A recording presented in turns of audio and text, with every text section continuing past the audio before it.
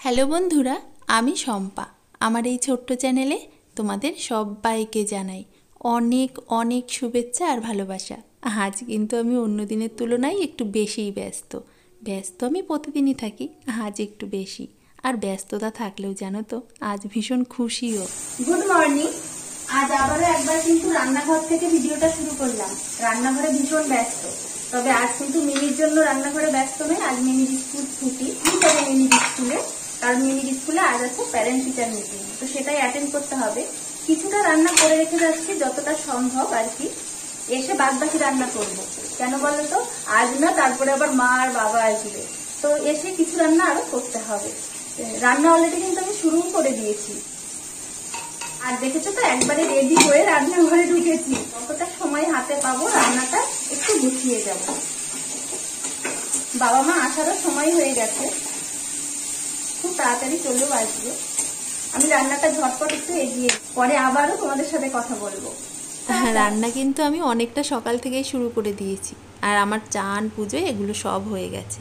করছি একটু আমের টক, আর এই আমের টকটা খেতে না মা ভীষণ ভালোবাসে। আর কিছুটা রান্না সেরে রেখে গেলাম। এই দেখো, রিদ আবার ঘুমিয়েও পড়লো মার কোলে। আর এই যে বাবা এসে এত ক্লান্ত হয়ে গেছে, নিজেই শুয়ে পড়েছে। তারপর দেখো আমিও রেডি হয়ে বেরিয়ে পড়লাম। মা বাবা এলো বলেই কিন্তু আমি মিটিংটা অ্যাটেন্ড করতে পারলাম, না হলে মিটিংটা অ্যাটেন্ড করা একদমই সম্ভব হতো না। আর এই দেখো, এই রাস্তাটা কি সুন্দর না, চারিদিকে শুধু ফাঁকা মাঠ আর মাঝ দিয়ে এই যে রাস্তাটা, খুব সুন্দর লাগে। তারপর মিটিংটা মাত্র 1 ঘন্টার ছিল, বেশি সময়ের ছিল না। মিটিং সেরে একদম সোজা বাড়ি চলে এসেছি। জানো না, কোথাও এক ফোঁটা দাঁড়াইনি। এক তো রিদকে রেখে গিয়েছিলাম, তো বাড়ি আসার ভীষণ তাড়া ছিল। আর আসার সময় এই দেখো টক দই নিয়ে এসেছি।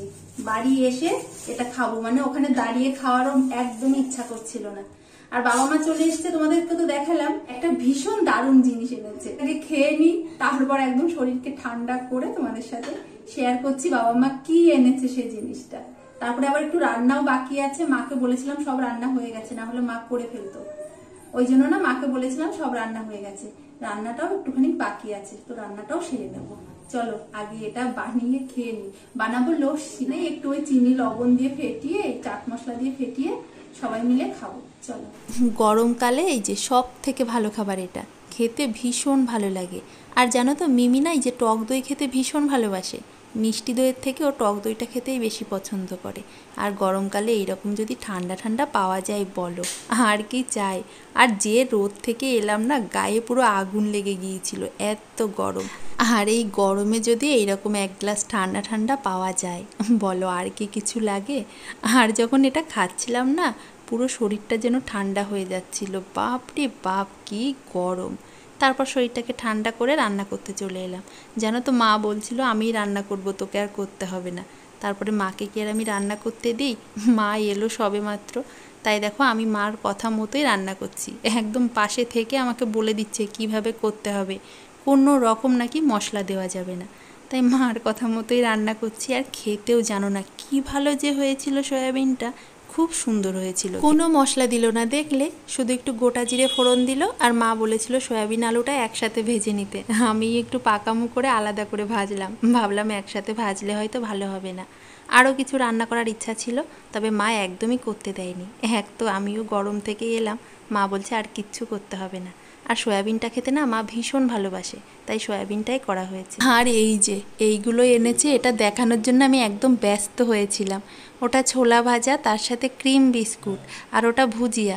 আর একটা তো খাওয়াও শুরু করে দিয়েছি, ওটাও ভুজিয়া, ওটা মশলা ভুজিয়া। আর সব থেকে যেটা দারুণ ছিল, এই যে পেপসি। এটা যে এইভাবেও আনা যেতে পারে, এটা আমার ধারণারও বাইরে ছিল।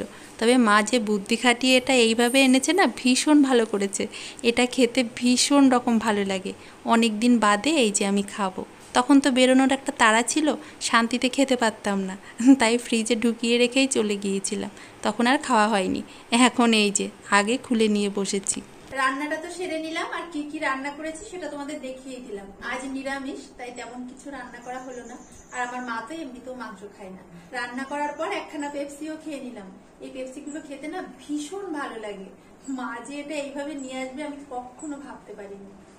আর মিমি কিন্তু অলরেডি একটা পেপসি খেয়ে নিয়েছে, আমরা তখন স্কুলে ছিলাম তখন খেয়ে নিয়েছে। আর এই দেখো এখন চান করে আসলো, এবার সবাইকে খেতে দিয়ে দেবো আস্তে আস্তে এক এক করে। এখানেই শেষ করলাম, কাল আবারও ফিরে আসবো আরো একটা নতুন ভিডিও নিয়ে। সবাই ভালো থেকো আর অবশ্যই অনেক অনেক আনন্দে থেকো। টাটা।